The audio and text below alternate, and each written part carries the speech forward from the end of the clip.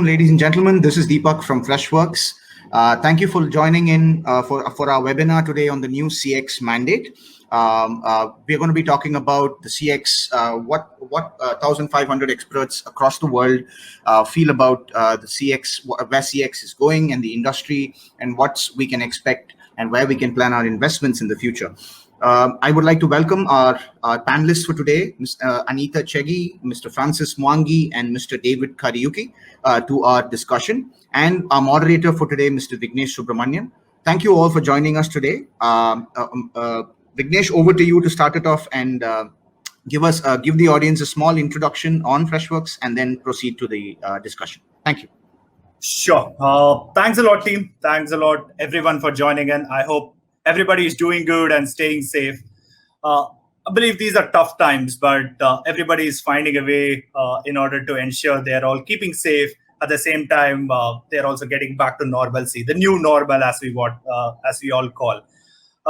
Thanks a lot for joining in. I know it has been that kind of a week that we are on a Thursday and we are doing this for everyone. Thanks a lot, CIO East Africa, for organizing this. A quick sound check, Deepak. I hope I'm able to kind of like be seen clearly and heard well. Yes, Vignesh, good to go. Awesome. Thanks a lot. So we will be kind of like discussing about the recent customer service strategy survey that we did a few months back, and we have had some interesting results to share. I have a wonderful set of panelists with me. I have Anita Cheghi, I have David, I have Francis, who kind of like would be going about and discussing their views about this survey and also go about and discussing more about CX. Let me get started. Let me quickly start sharing my screen. Awesome. So let me get started by introducing Freshworks to you. We were founded way back in the year 2010, and we have raised so far close to 400 million in funding. And our ARR, annual recurring revenue, is around 300 million, and we have 50,000 customers paying across the globe. And we also have 350 partners and 3,500 employees across 13 different offices. Today, we offer solutions that cater to different teams in an organization. So we have 12 different products that kind of like caters to different teams in an organization. So again, more about Freshworks. We are a suite of SaaS products for businesses that focuses on customer engagement. And we allow organizations to provide a better customer service by increasing the productivity of customer service teams and empowering end customers with intuitive self-service tools, basically chatbots. And we have this unified customer engagement platform that runs through marketing, sales, and customer service. And it is backed by a 360-degree view of the customer. We have also designed to provide the effortless experience for the customer, and we also enable every businesses to create moments of wow and have them for life. Freshdesk is our flagship product, and we have been featured in the Gartner Magic Quadrant 5 times, and Gartner has recognized Freshdesk as one of the visionary. And next happens to be the set of customers we specifically have in Middle East and Africa. Talking about Kenya, we have the likes of M-Kopa, we have the likes of APA Insurance as a few of the customers that I can list here. MultiChoice happens to be one of the biggest customers in Africa. We have the likes of Vessel out of Egypt and so on. I think the customer list is kind of like pretty big and it would not fit into this slide. So I just wanted to put a few names here. So what we would be discussing in this session is regarding the research that was compiled by Census Wide with insights written from Freshworks analyst team. The insights and predictions were from 200 customer service leaders across different regions. And we also kind of like brought in 1,500 CX leaders into this survey.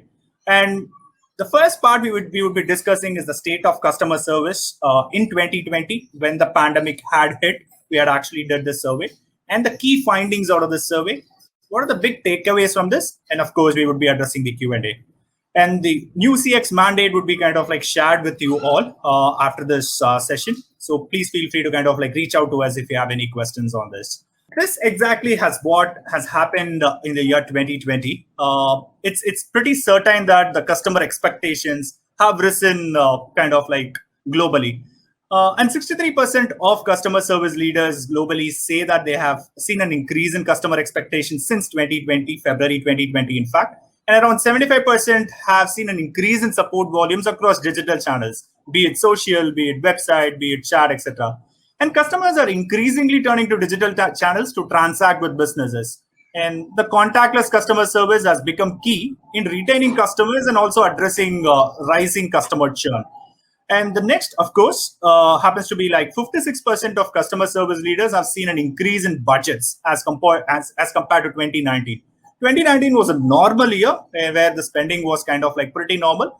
But once they started addressing customers, where the earlier what we saw, where customers were reaching out to organizations on different channels, which meant the organizations needed to start spending more on this with operating with reduced staff. That is something kind of like important that I wanted to mention here. That ranked number 2 amongst the biggest challenges faced by customer service teams. And customer service leaders have turned to technology to boost productivity and performance too. And investments in self-service, customer service platforms, and AI and chatbots and automation have seen a considerable increase in this year, which happened to be from 2020, in fact. And CX in the year 2021 will be about agility. 65% of customer service leaders expect remote work to become a part of the norm. See, for example, I actually went into this so-called lockdown mode last year. I had traveled to Nairobi back in March last year, and I had come the same day, incidentally, in fact. After that, I have been kind of like locked up in this room, and I have been doing this so-called work from home. That is increasingly kind of like happening in most of the organization. And even though we have this hybrid model coming in, work from home is kind of like here to stay. And finally, we also have the staffing in customer service. Service globally has seen an overall average increase of 7%. The reality is that the staffing is still fluctuating and leaders are unable to keep up with the rising contact volumes. In fact, 43% of customer service leaders reported a decrease in staffing since February 2020. Operating with reduced staff ranked second globally amongst the biggest challenges faced by customer service teams through the crisis. And the new normal is clear that a combination of in-office and remote work is needed. Freshworks office is getting opened, by the way. So I would kind of like go visit the office one day a week and stay back at my home, finishing my course the rest of the week.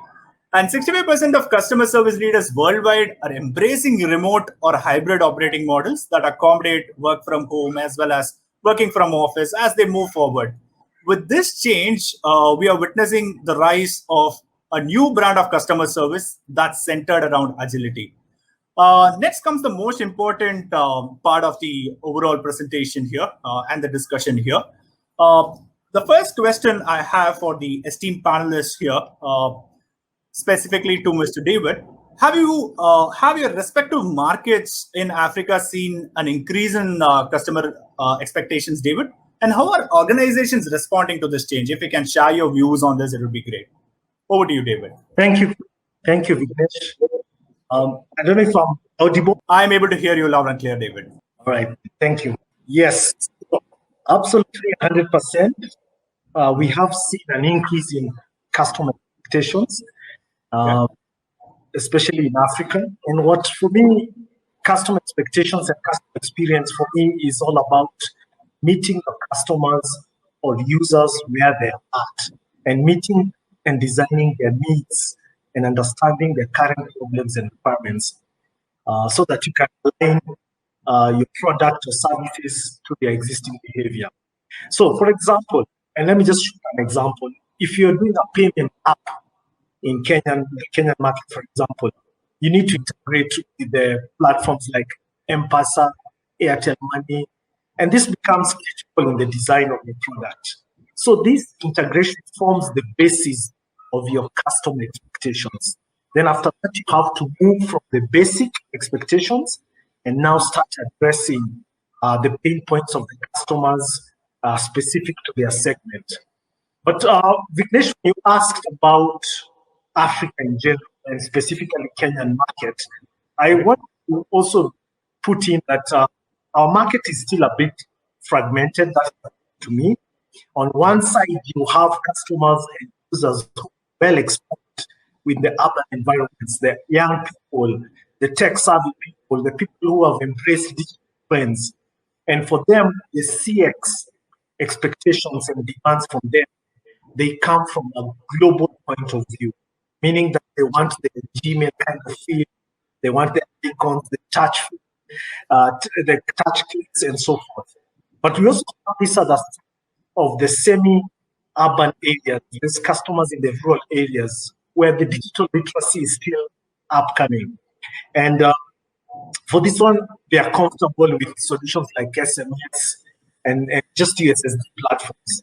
So in Africa, when you're designing products and you're talking about customer experience, I think we build down to a market segment where you have to take care of. And this sometimes can be a bit tricky to navigate this. But very quickly, I just want to share how organizations are changing, responding to this change of customer expectations. Looking at startups, SMEs, and large enterprises. For example, startups, they have products that are coming out more and more in the market that are targeted to consumers. And this is because they want that target so that their time to value is made much shorter. And you find out, for example, startups in the agriculture industry, they're designing products and services with experiences that take care of poor network coverage. So they have GPRS or SMS in use. That's the applications that are simple and don't have to do with a big change of behavior. On the other hand, SMEs also are producing products and services that cover a wide spectrum of the market. And an example is that they will also produce a product or service with a customer experience for the tech savvy and also for the non-tech savvy people. And my example here is a company like Ineza, which is a tech education startup company rather. So they have simple SMS functions to produce the curriculum, but also they have a more sophisticated approach towards building customer experience. And finally, for the large enterprises, and this counts for a majority of people who are in the call today, and especially in the advent of COVID-19 right now, businesses had to rethink their customers' experience and approach and adopt a digital-first approach. For example, I work at Ketraco, which is Kenya Electricity Transmission Company. We had to re-engineer our processes, ensure that while our staff are safe and working from remote areas, we had to reach our customers and provide platforms for them that are also safe. Before the pandemic, Ketraco, we had provided an e-procurement platform, and we served our suppliers or customers in a way that they had to bid and do everything online, but then also provided them more features with, for example, Office 365, so that they can attend things like tender openings, which is a mandatory requirement, but they do it online and photo. So, Vignesh, for me, these are just examples of how customer service has changed and how it is in the African and Kenyan context. Wonderful. Thanks a lot, David. That was a great start. In fact, that's how I can actually put it. Anita, you wanted to kind of like add more to what David had mentioned here, your views on how organizations are responding to this change? Yes, sure. And I think from a context of a banking institution and the FSI industry in general, we've really had to relook at our technologies in terms of working hard to really meet the demands of our customers.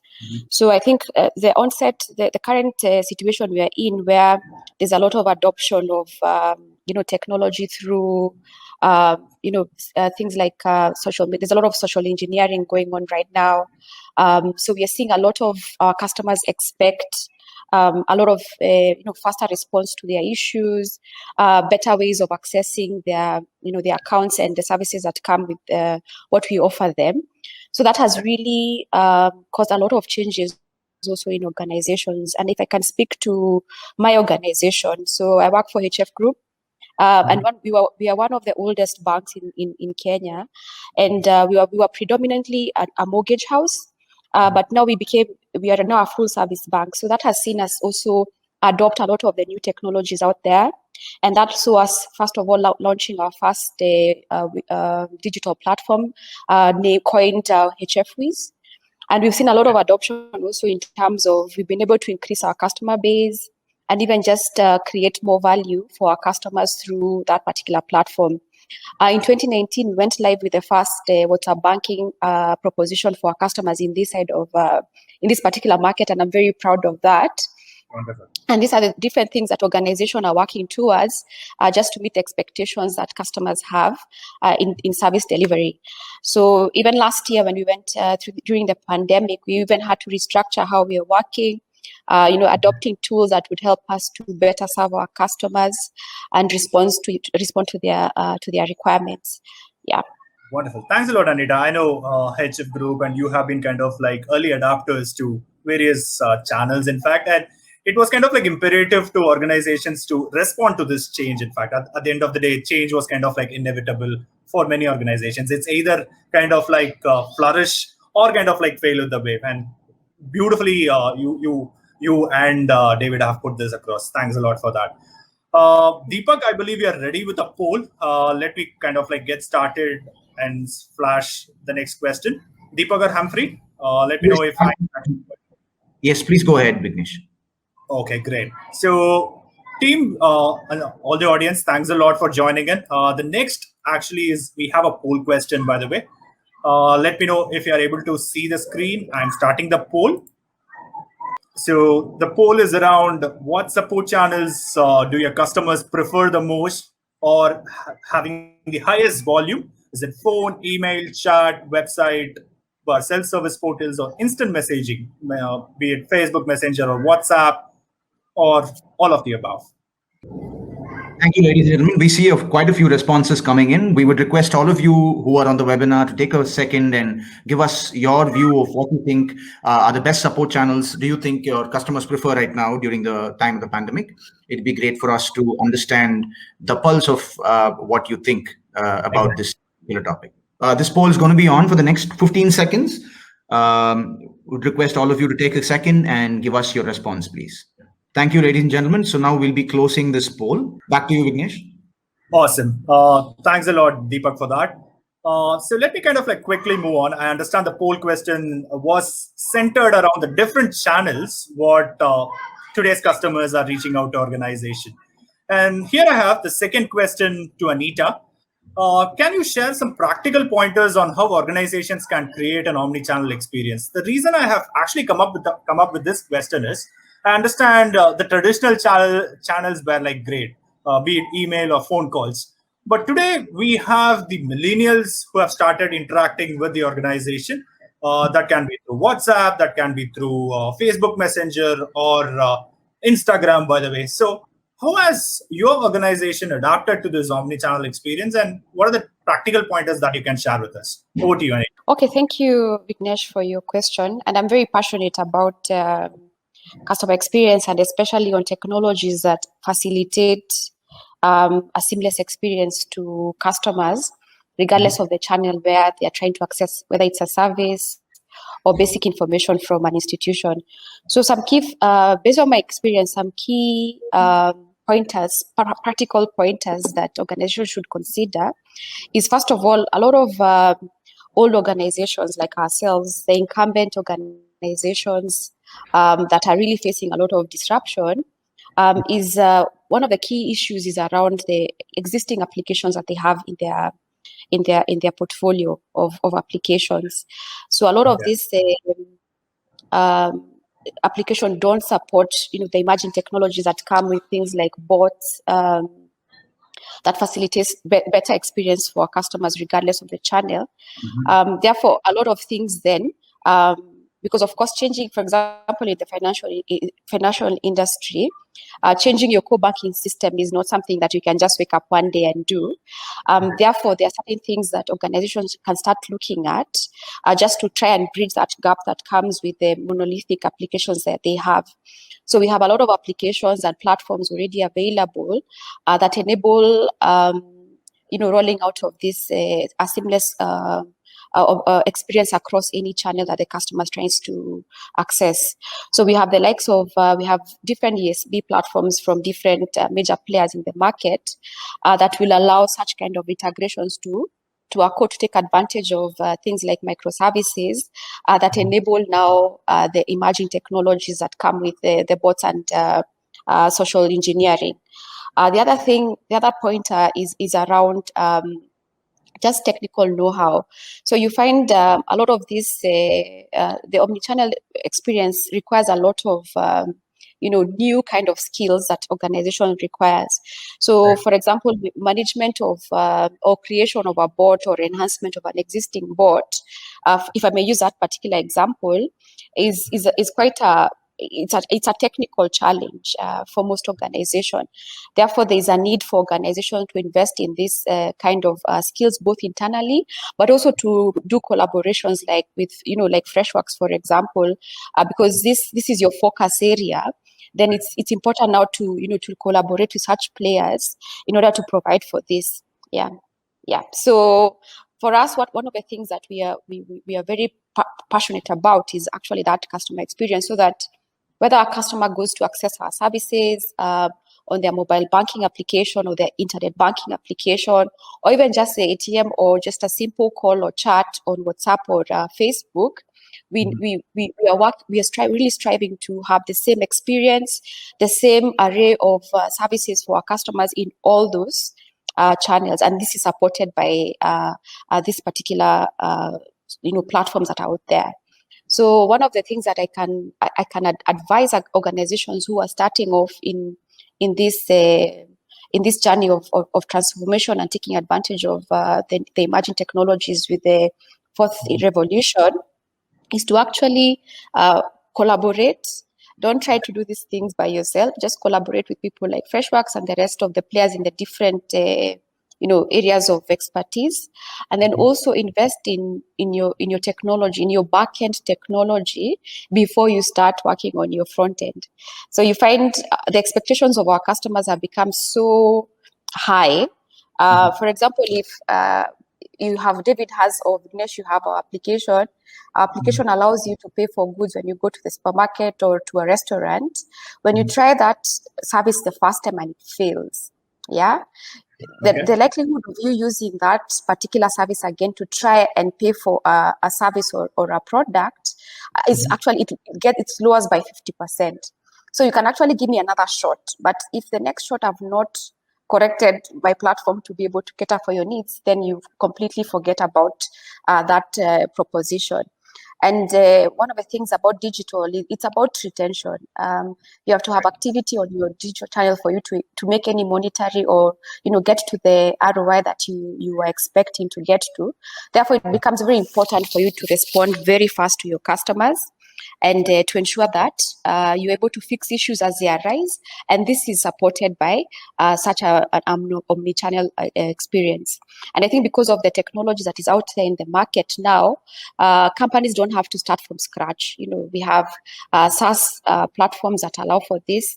That are more, an OPEX kind of model instead of the huge capex that we, spend on old applications like the core banking system.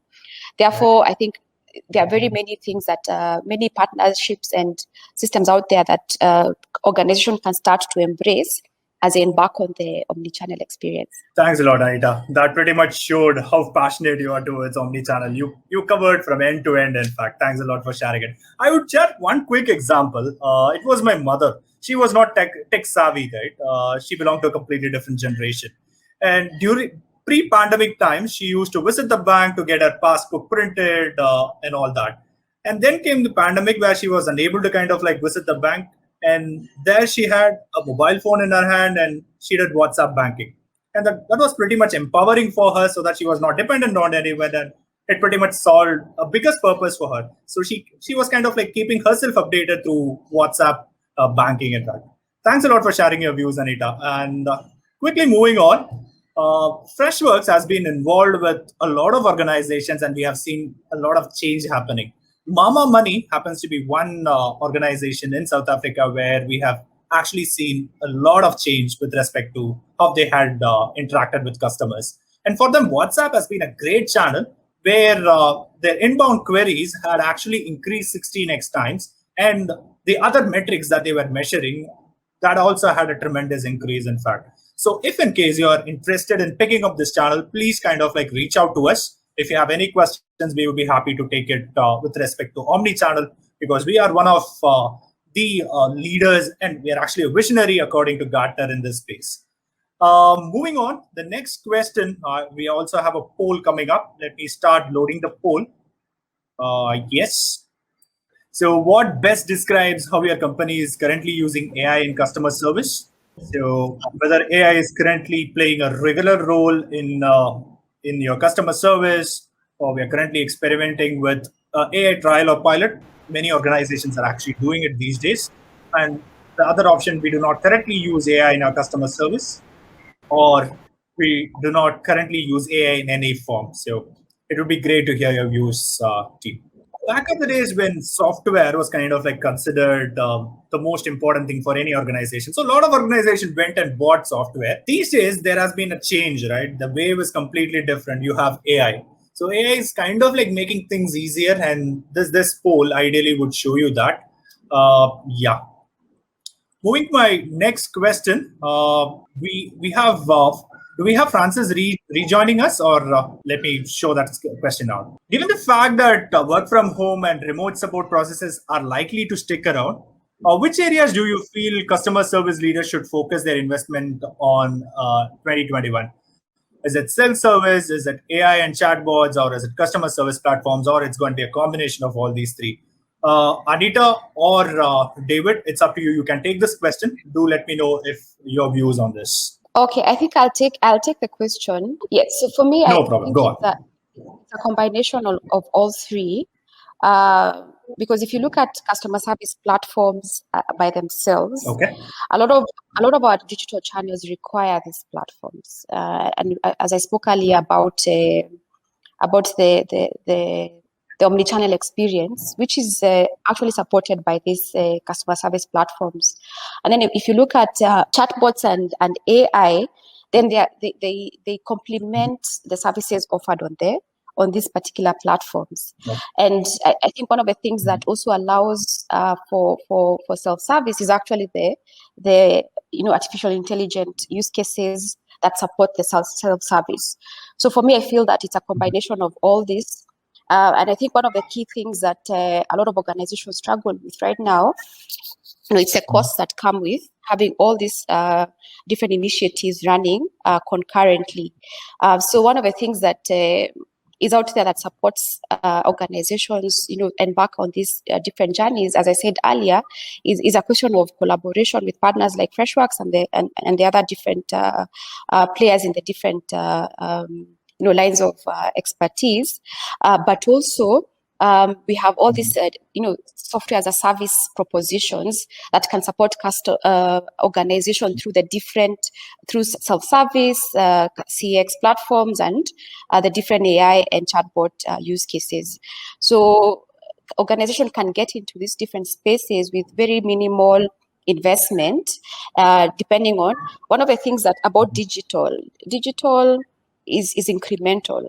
Actually, one of the we usually discuss and laugh with my colleagues in the industry about the expectations organizations have on digital. I think people expect a big bang, return on investment on such kind of proposition, but digital is very incremental. You start right. small and continually grow as you learn and as you better provide the use cases for your customers. Therefore, the software as a service kind of model allows you to start small with your small base of customers, have all these propositions available, and then continue to scale as you're able to grow your base and the activity on your platforms. Yeah. Wonderful, Anita. Thanks a lot for that. David, your views on where the customer service leader should be focusing on in 2021? Just very briefly, and I just want to agree with Anita, three who actually play a part. And for me, I would just want to emphasize on self-service to start with. I can tell you even with just looking at internal customers in your organization. The moment you have an IT help desk and then you enable self-service, the amount of workload just automatically increases. So self-service for me is a key area to start with. And then now moving on to chatbots and AI. Chatbots definitely give us that extra ability to get information, more extra information from our customer.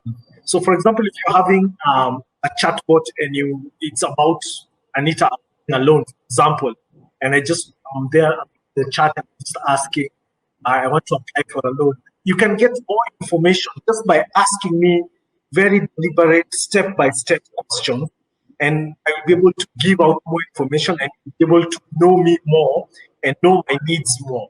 So for me, chatbot self-service stand out. Another quick one here out of my self-observation. Back in my world, we had this so-called taxis. Earlier, like 6 to 7 years back, I had to call a taxi, so that it used to come to my home. Today, we have this wonderful application called Uber. It solves pretty much, it makes the cab booking easier, right? I have 3 important questions where I used to reach the customer care center earlier to figure out where my cab is, who is my driver, what is the arrival time and all that. Today, it's just there on the screen. A simple AI mechanism is actually put in form of a mobile app, and there you go. It actually reduced what David was mentioning. In an internal use case, the IT team's workload reduced. Here, the customer care volumes actually reduced. And this is like self-answering, right? Self-empowerment again as an end customer. So as organizations, I believe as you had been mentioning, I wanted to quickly summarize that customer service leaders are actually looking into it at a broader perspective. They are kind of like investing on the different channels, be it self-service, AI, chatbot, and customer service platforms. Thanks a lot, David and Anita, for that. So moving on, the next, again, I'm coming back to you, David. How do you decode the ROI when investing in a new technology? I know a lot of thought process goes into this. From an organizational level, you would need to kind of like spend on it. As Anita was earlier mentioning, this is going to be incremental in nature. Anything on technology or digital is going to be incremental in nature. So how do you see this? How are you going to decode the ROI when investing in a new technology? Yes, Vignesh, this is indeed quite an interesting question because it's very broad and you can pick any angle to start with. Like, for example, when you're talking about this, what constitutes new technology? It could be an upgrade of an existing technology. It could be a new product or service. It could be a new, completely new technology like AI, machine learning. It could be an app. So all those things really represent technology. But then it's very clear that investing in a new technology, number one, gives you better competitive edge or enhances your revenue streams if you're in that area. Of course, it improves your business efficiency. It improves your savings, for example. For some areas, it increases, to help you solve your security vulnerabilities. At the end of the day, we are asking the question, will all these things that we say, will they pay off? Or will they return the value of the investment? And that's the question we are asking today. But for me, it's also about understanding the benefits that have been accrued by the choice of your investment. And this is very important, not very much being very keen on the numbers only and the cost savings and all. It's all about the benefits that are being accrued. At the very basic level, when we are calculating ROI, or thinking about the return on investment, we are simply just dividing the net returns versus the cost of the investment and just expressing that percentage. So did I return more than I had put in my investment? That's at the very basic level. But over and above that, as organizations, there are 2 or 3 more things that we consider when looking at return on investments. And number one is the time frame, which is very important, especially for IT investments or technology-driven investments. Roughly or generally, IT usually put in a like 3-year time frame for a technology to start seeing its benefits, or to make sure that you've started accruing its benefits? David, I believe we lost you. Anita, you wanted to kind of like continue if in case we have kind of like lost David or this? Yeah, sure. I think I agree with David on some of the pointers about how you should actually view ROI. Maybe the only addition I can add to, he talked about efficiencies that come with new technology, the element of cost savings for an organization. He talked about also security enhancements that come with technology, and of course the revenue that comes from products that are built on this new technology. The additional thing I would add, especially around digital propositions for our customers, is another measure that can be used to just also decode the ROI of a technology is the activity and retention you have of your customers. And I think you'll agree with me that digital is about activity and retention on your platform, regardless of the heavy investment that you may have done on your backend or the technology that's propelling all these use cases for customers. Therefore, this is one of the key measures also on just how good or your investment in the technology is. The other thing I would comment around just this ROI, and especially in the digital space, one of the things that I think a lot of organizations are still learning around these digital propositions is that they actually take time, and it's very important for executive management and boards to actually understand that, unlike the traditional products or the traditional way of rolling out products where you knew that after maybe a year or two you'll have returned your investment, the digital space is very different. And this speaks to your earlier conversations around the customer expectations. Therefore, the digital products that are being rolled out require a lot of time.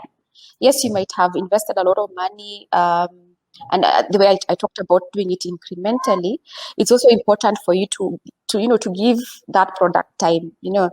There's a lot of learning, a lot of iterations that would probably need to be done to such products before they can actually really give you the value that the organization is looking for from a monetary perspective. If you look a lot about the use cases that we have in our market, if you look at, for example, the biggest fintech in Kenya, M-Pesa, how it started off, and it started off very, very, very low, small, in terms of the kind of returns that the shareholders were getting. But look at M-Pesa now, they're having some really crazy numbers in terms of the revenues that they're able to make for them from the different use cases that come with M-Pesa. Therefore, organizations have to appreciate that fact that digital requires time. Yes, the investment might be hefty, and we might have some very in our organization we call it school fees. Yeah, you have to pay school fees for you to be able to learn. We might have we might burn our fingers on some of these use cases, but the most important thing is just to learn from those lessons, go back, iterate your products, then try again, and it will definitely pay off in the end. Thanks a lot, Anita. That was kind of like eye-opening also for me to understand how ROI kind of like impacts organization. Thanks a lot for that. So quickly moving on. So this is what Freshdesk, our flagship product from Freshworks, has got an offer. Talking about ROI, we have a 462% ROI over a span of 3 years. And the minimum payback period, say for example, if you are investing something now, the minimum payback period is actually 3 months. This is a published report from Forrester on Freshdesk and how it is helping organizations to realize ROI going forward. So moving on, the next is the most important thing, the magic number of 69%. So talking about self-service, it has become a key focus for organizations, and it would continue to be one going forward. We did hear when David and Anita spoke about this a while ago. With the rise in contact volumes, customer service leaders are looking for ways to enable customers to help themselves. And coming to AI, chatbots, and automations, it enables customer service leaders to provide 24/7 support without burning out their staff. And also chatbots can also help deflecting simple queries. It also helps you in saving time and the efforts for agents so that they can focus on more complex issues. And finally, not to forget, the right customer service platform empowers customer service teams by allowing them to work from anywhere, automate manual and repetitive tasks, and also categorize requests coming in from different systems. It also helps you to gather data and take meaningful decisions out of those data, which is kind of like a primary importance for any organization today, to take decisions out of the data that they are going to have. And I would kind of like load one final poll question. There you go. Should be coming up now. Yeah, there you go. Would you be interested in a personalized CX consultation with a Freshworks product expert? Please feel free to kind of like respond to this poll. Ladies and gentlemen, so now that we have a clear view of the role that omnichannel and AI and chatbots play in our day-to-day customer experience, we would definitely, like you to understand. I mean, would like you to let us know if you would want a specialized, personalized consultation with a Freshworks product expert. If that is so, please say yes, and we will be happy to schedule a meeting with one of our product experts within the week. So we would be happy to hear your responses on this. This poll is going to be on for the next 30 seconds. So request you all to take a second and give us your response on this. I did see a few messages about WhatsApp and how organizations can use. By the way, Freshworks happens to be one of the partners for Facebook and WhatsApp in this region. We would be happy to help you out, be it in terms of customer support or in terms of increasing your sales through WhatsApp. We can help you out in that aspect. So please feel free to reach out to me and the team. We can help you out with those specific questions that you have. Yes, by the way, the APIs with respect to WhatsApp are limited, but you can do wonders with respect to what WhatsApp has been providing and how it has been revolutionizing customer support. I think, yeah, Cinco, I think we've got enough. We've got most of the people respond to this poll. Thank you so much, everybody, for your patience and for taking the effort to respond. I'm just going to end the poll right now. Back to you, Vignesh. Thanks a lot, Deepak. First up, thanks a lot, Anita and David, for joining in today. Your kind of like insights have been really helpful, and the way you have been seeing this change and living the new normal has been great in terms of how you looked at organizations responding to this change. I understand change is kind of like inevitable in nature.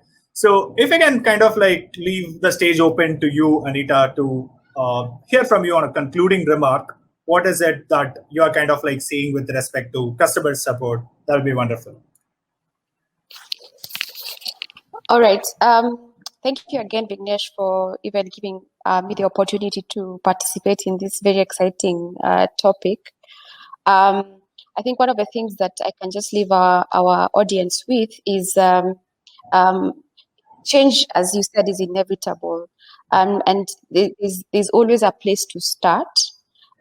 So I think organizations should now concentrate on not looking at investing in some of these tools as a very monolithic kind of activity from both execution and cost perspective, but to start thinking about a lot of collaboration with partners who have experience, implementing some of these technologies, and start small, learn from your mistakes, iterate, do a lot of iterations on your products, and your customer experience require lessons from what your customers are telling you, and then slowly you'll be able to harvest the ROI that comes from use of these technologies. Wonderful, Anita. So we also have Humphrey, by the way, and I see one question that has come up. How can a financial organization adjust easily to customers with a new way of life? Thank you, Isa, for asking this. It's not just financial organizations today. As Anita has been reiterating that change is something that is becoming inevitable now. So again, retaining a customer today is the most difficult thing, considering you have competition coming in. Retaining a customer is actually costlier than bringing in a new customer today. With all the digital evolution that is happening, be it in terms of customer support or be it in terms of sales or marketing, organizations like Freshworks, we actually have the right tools for you to get started. In a way, they can make customers' life easier and also have them for life and not lose them out to the actual competition that they are going to see. In that way, I believe organizations like us help you take this journey. We would help you to start small, but start somewhere. That is what I wanted to kind of like emphasize on this. Deepak, I kind of like have completed my part of the presentation. In fact, thanks a lot, David. David is back, by the way. Any concluding remarks from you, David, before we kind of like wind off? For me, in conclusion, I think customer comes first.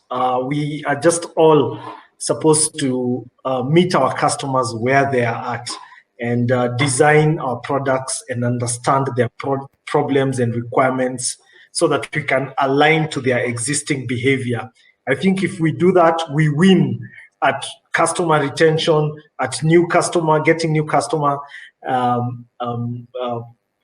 updates into new customers, and this at the end of the day is customer is king. Thanks, Vignesh. Thanks a lot, David. Thanks a lot for your views as well.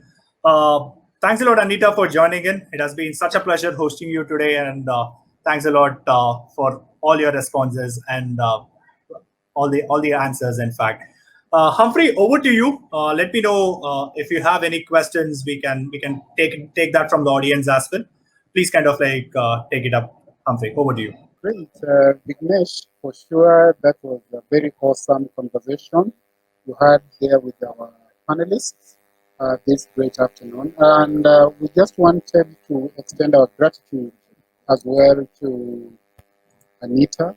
Very thought-provoking issues you raised there, ones that we could not even quickly, that weren't actually even captured earlier in the CX report. I think this was a very worthwhile discussion. David, there, as you said, yes, customer remains king. Of course, call them queen. This is the international women's week as well. So indeed, our queen here has been Anita Chege, certainly with those very insightful thoughts that makes our digital journey really to be very exciting in these modern times. So as we're coming to a conclusion, certainly we do not seem to have other questions that are on the chat window, just been checking. So I guess we can now conclude. As I sign off again, Vignesh, our gratitude always so nice to have you engage with an array of our customers who long for these sessions week after the other week, or even fortnightly. David, asante sana for jumping in even at the last minute when Murphy's Law decided to kick in. Anita, you weathered the storm very well. It couldn't dare you at all. For us who were on the back end, for sure, it was a bit of a challenge at the beginning, but we are winding with a very, with our chest high. Thanks so much.